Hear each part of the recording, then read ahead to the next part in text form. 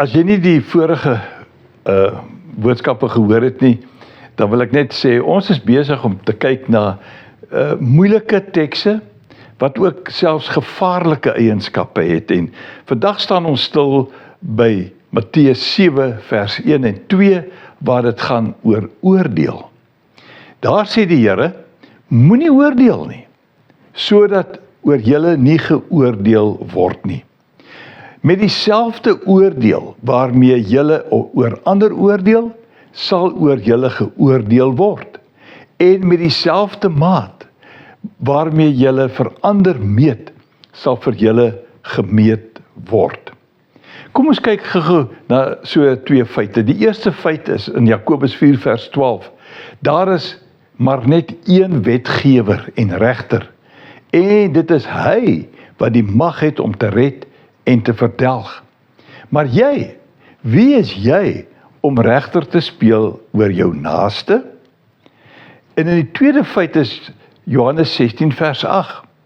As hy kom, dit is die Heilige Gees, sal hy die wêreld oortuig van sonde en van geregtigheid en van oordeel.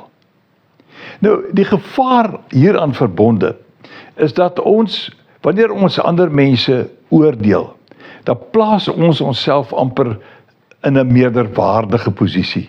Ons is beter as hulle, ons weet, ons kan hulle foute uitwys en ons kan hulle verkeerde dade uitwys. As jy nou verder lees, dan kom jy by die gedeelte waar die Here Jesus sê, ons kan word soos iemand wat 'n splinter in iemand anders se oog sien, terwyl ons eintlik met 'n balk in ons eie oog loop. Dis om te huigel. Ons maak asof ons so goed is. Maar dit kan ook veroorsaak dat ons betrokkenheid, ons omgee vir ander mense kan verloor, want ons neem eintlik God se rol oor. Wat is die korrekte verstaan van hierdie gedeelte?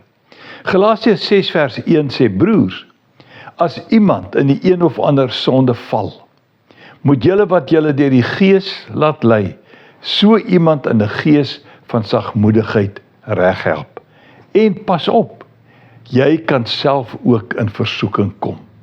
So dit is baie belangrik, dat ons bereid sal wees om regtig genoeg om te gee vir ander, en nie regter te probeer speel nie, en mense te veroordeel en sleg te maak nie. Want ons lê op die ou einde self meer daaronder. Loop mooi.